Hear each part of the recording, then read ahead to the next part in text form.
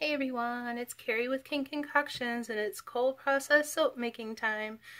Today I am making my favorite scent in the world, which is cherry almond. Hopefully you guys can see that.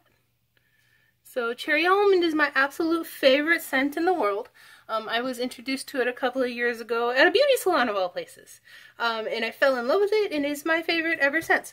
It is supposed to discolor just a tiny bit. It has a little bit of vanillin in it. I'm only going to use one official color, and then I'm also going to use like the natural coloring of soap, and I'm kind of hoping it turns it a toasty almond color. We'll see. We're just going to wing it and see what happens. I'm going to get started mixing up my soap. Adding my lye water. As always, you hear weird noises. It's because of my cats. Like that noise I'm sure you just heard.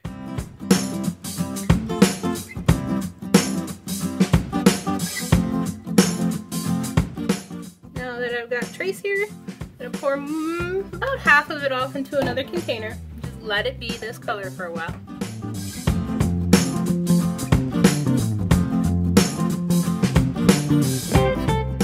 I'm trying to decide how I want to do this next bit, because I think I want to use my stick blender still.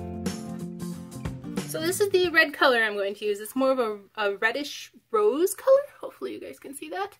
This is again the micas I get off of eBay. I do stick almost all the products that I use in the description box. So, and that includes the seller that I buy the colorant from. There's only like really one seller. They're a Chinese company. Most of the stuff on eBay is. But they do ship it relatively fast. I think it says 15 to 39 days, and I always get it within 2 weeks. They're really, whoever they're using for shipping over there is excellent. So I'm going to add the color directly to my batch here, and then I'm going to buzz it up.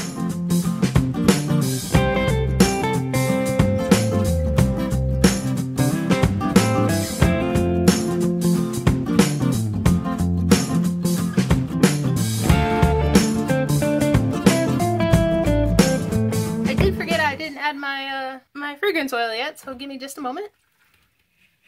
Okay. Add just a bit here. About half of it to this batch and half to the white batch. Or the soap colored batch.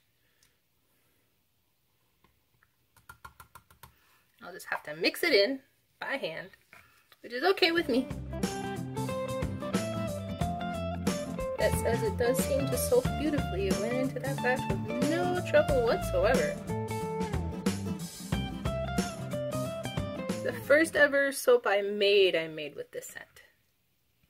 I made a melt and pour soap with, I forget where the scent itself came from. This is the first time I got the Nature's soap version.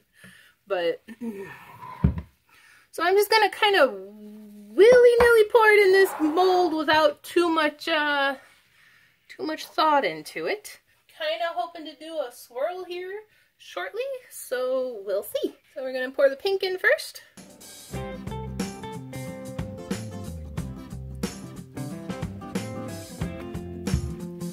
Then some of the white.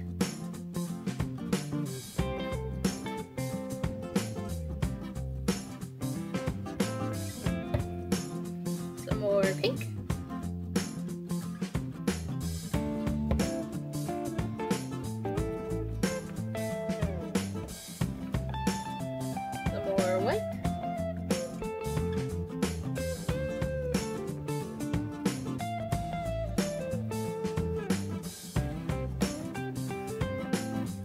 Well, some more pink, but not the last of it.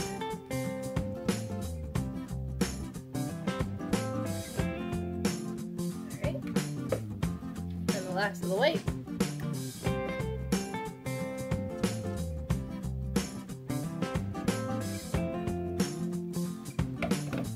Pardon me a moment while I scrape out my one bowl here. I'm not going to scrape out the pink just yet.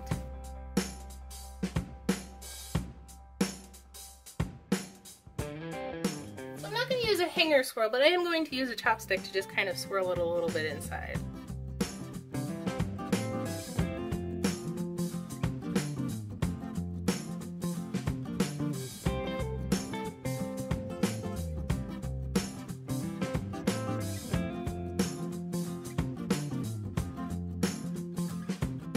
Alright, so I'm just going to pour the last of this pink up on top, and then she'll be set until tomorrow when I add some piping to the top. I'm excited for that too, because I got some fun ideas, I think, maybe. We'll see.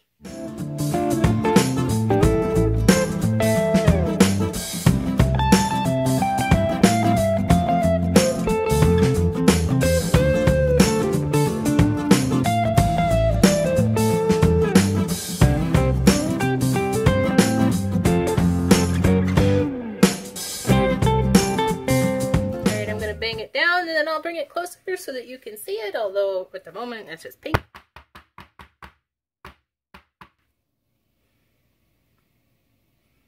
Trying to smooth this just a little bit. It always looks slightly weird once it's set. Alright. So here's the top of the loaf part of the cherry almond soap, and I will see you in a second to pipe it. Okay guys, I am back to pipe the cherry almond soap. I have a batch of my soap batter in a piping bag, and this is one of those Russian piping tips. And I thought I'd give it a try and we'll see how it works out. I haven't seen too many soapers use them as like as a topping this way for a high top soap.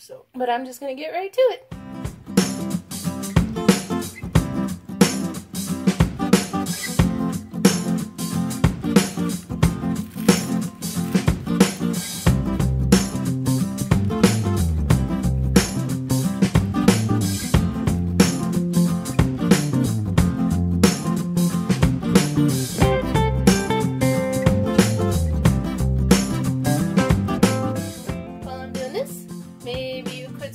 If you like my video, leave me a comment, let me know what you think. You can hit the bell. I upload about once a week, and that bell will let you know when I upload.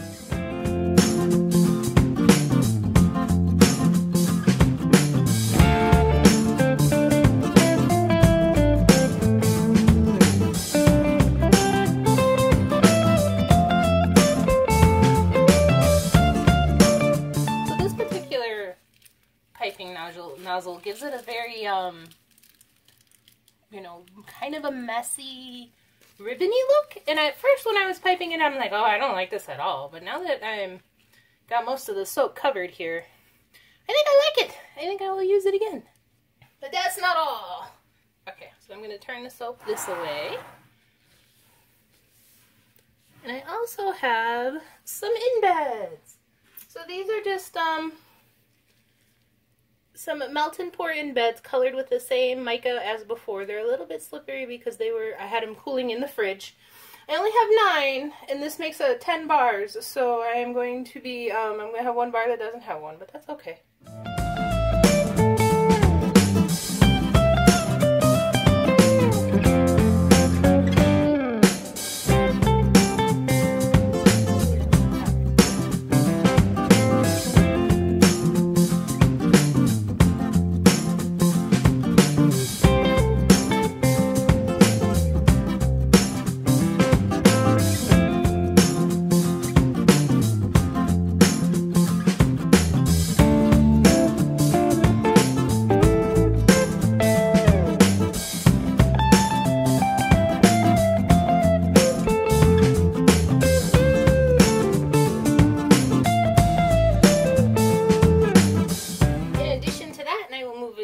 So you can see it a little bit better. So that's what it looks like with all the soap beds on top. I think I'm going to leave the ones that got the soap on the tops. And I'll try and clean that up after I've cut them. Weird noises, cats, you know how it goes. So this is salt that has been dusted in a combination of like 3 different micas that I kind of just mixed together. And I wonder if you can see the sparkly on that, because man, is it sparkly. And I will, I'll post a picture right now to the 3 micas that I mixed together. It's a light, almost white. It's like a pearlescent white, slightly orange, and slightly brown. It's like 2 little bits of the brown and the orange with the white to turn it this almondy, sparkly color. Like a really light gold. And I'm just going to go bonkers. Kind of reminds me of nuts, which was the point.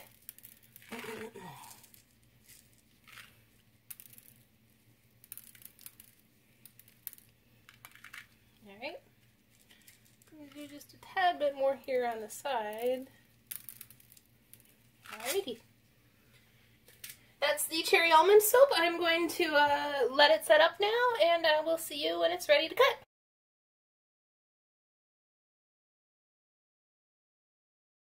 Okay guys, I am back to cut the cherry almond soap. Here it is out of the mold. I bungled it a little bit here trying to take it out of the mold. I did forget to add sodium lactate to this batch, so I had a little bit of trouble. But it's nothing that a little bit of trimming and some beveling won't get rid of. But the top turned out awesome, and I love how it smells.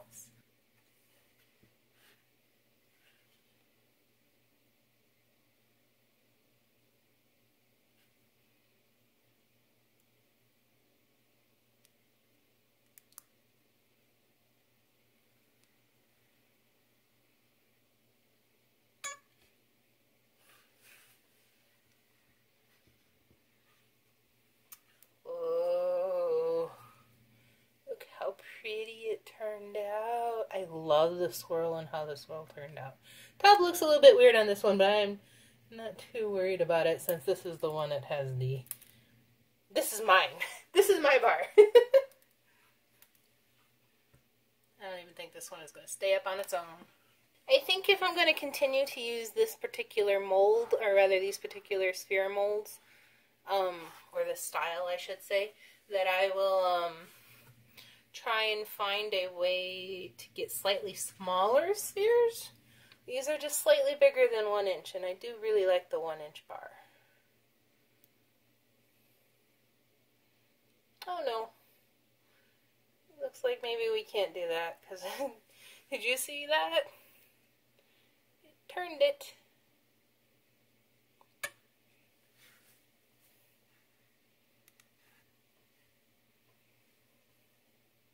Oh, guys, look.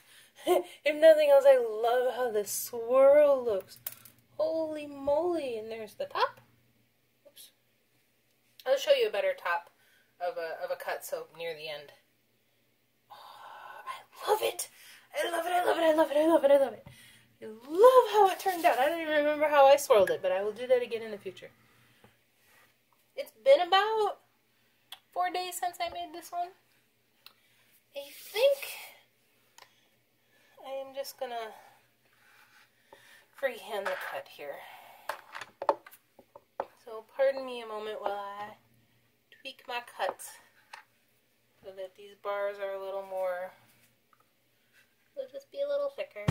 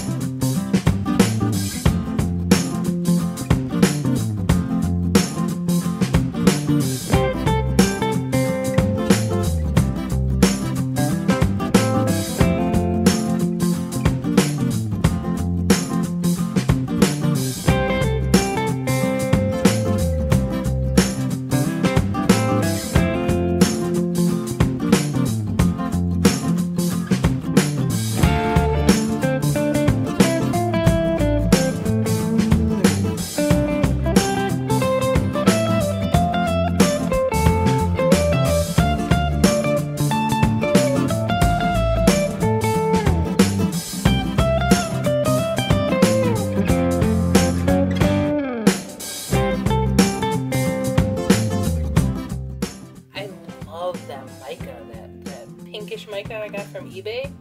Oh man, it turned out beautiful. I'm so excited. Alright, and then here will be my last full bar. So it looks like I got 7 bars out of this one, which isn't too bad considering I bungled when I got it out of the mold.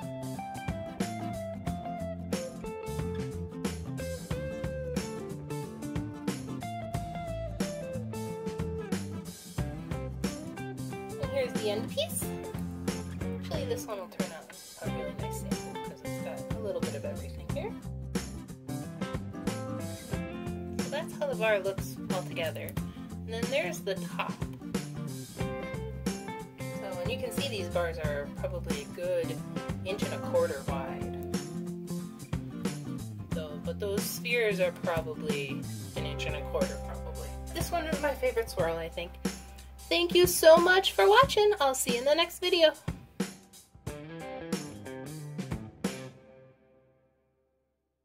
What did I do with my spatula? Spatula friend! There it is. I found it.